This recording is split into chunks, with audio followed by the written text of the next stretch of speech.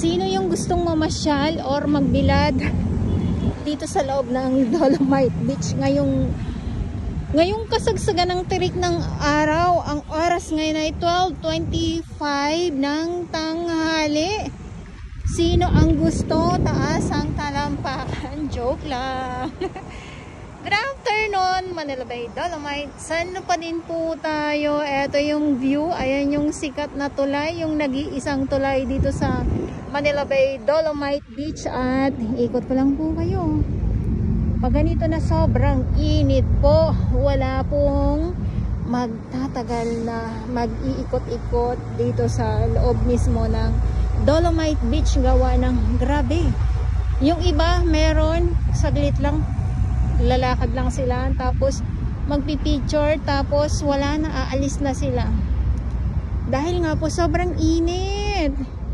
Yun lang po sa mga nagtatanong. Walang tao, sasabihin na naman walang tao. Ayan, problemado na naman, walang tao daw para sa ikaliligaya bakit di mo taniman ng tao? Joke lang. Wala po talagang magtatagala yan dahil sabi ko nga, tayo mga Pinoy hindi naman po tayo mahilig magbilad sa kasagsagan ng terik ng araw. Para na lang po kung mga foreigner, ayan, so maglalakad-lakad lang. Yung iba ay nagsasunbathing pa po, nagpapatan talaga sila sa mga sa mga dayuhan po yun. Tayo kasi ay hindi tayo hindi tayo uso hindi uso sa atin magpatan.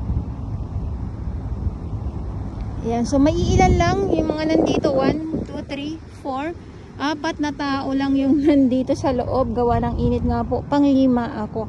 So ito yung view ngayong tanghali dito sa Dolomite Beach. At sa ngayon naman, syempre tanghali na po. Maraming salamat sa ating mga Manila Bay Warriors na walang sawang maglinis, umulan, uminit, bumagyo. Estero Rangers ng DENR, MMDA, DPS Mandaragat, doon naman po sa Manila Yacht Club. Wala na dito sa konti na lang. Naiibsan po talaga yung mga basura. Kaya nga lang pag yung malakas na naman po ang hangin, yung alon, dadagsa na naman po yung basura dito sa Dalampasigan. May mga naglilinis. At yung ating Doleto pad, so nandyan po yan sila. At dito muna tayo para makita nyo po kung gaano katirik ang araw pag ganito yung panahon natin ay hindi siya maulan or hindi siya tagbagyo. Ganito ang init-init. Yung iba may nagsosolo, andyan lang kinakausap din nila yung yung mga yung dagat, yung tubig. Ayun. Ako kanina kinausap ko yung mga halaman. O sila naman kinakausap nila yung Dolomite or yung tubig ba. Ewan ko ba kung ano yung kinakausap nila. So, yun lang. Wala akong sa inyo kasi Dolomite Beach pa din po tayo. At yung ating mga security guard nandito pa din po.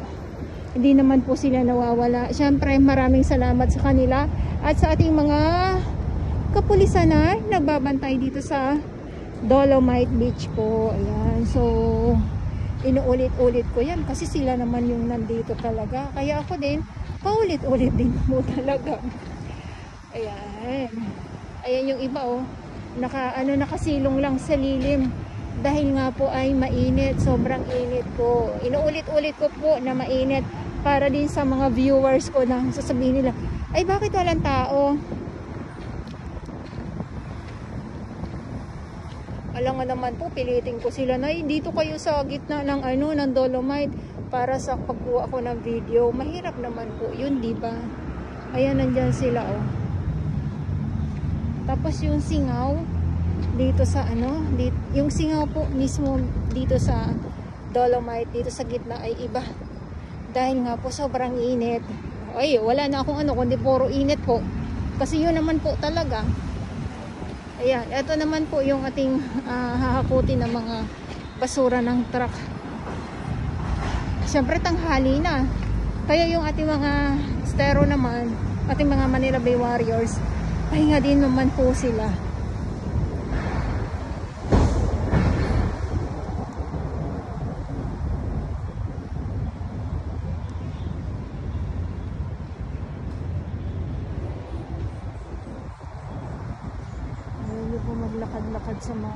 dito na pag yung sobrang sobrang init, kaya nyo ba mapaglakad kayo sa kasagsagan ng terik ng araw? Yung iba pipicture lang tapos aalis na sila kasi nga hindi talaga kakayanin yung init. Tapos pag dito sa pinaka-entrance makikita talaga itong dambuhalang bato nga po na talagang pinipicturean ka agad nila, binabasa ka agad nila kasi diyan natin malalaman kung ano ba yung mayroon na nakadikit dito sa Dolomite Beach, ay dito sa mahiwagang bato na nandito mismo nakalagay sa gitna ng Dolomite Beach. Ayan.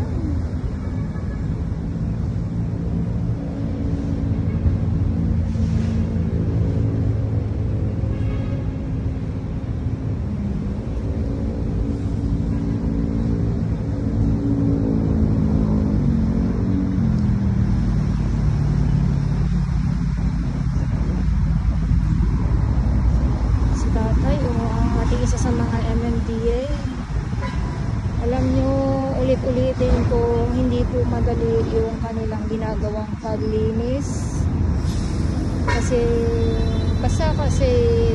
mga basura po yan tapos yung iba mabibigat pa, mga kahoy, mga water lily at kung ano pa po, tapos magbuhat pa ng isang sakong basura, yung mga ganyan. Basta alam ko hindi madali yung kanilang ginagawang trabaho. Yun lang po kasi akala nila yung iba nanonood lang tapos kung maka-comment ng kung ano na lang. Pag water lily po mabigat po yun dahil ako naman ay naranasan ko din naman po maglinis dito sa Manila Bay, lalo na pag yung mga water lily po talaga ang bubuhatin or ilalagay sa sako, mabigat. Ayan, yung mga ating mga namamasyal. Kaya saludo ako dito sa ating mga warriors, no, hindi lang dito sa Manila Bay Dolomite Beach, kundi sa iba't ibang lugar po na naglilinis. Sa iba't ibang lugar, saludo tayo sa kanilang mga ginagawa. Siyempre sa ating mga volunteers kasi kung wala din sa ating mga volunteers, di ba, hindi din natin makikita na yung dami na naglilinis. Dito pa din po, Manila Bay pa din. Ayan, so ito yung update natin.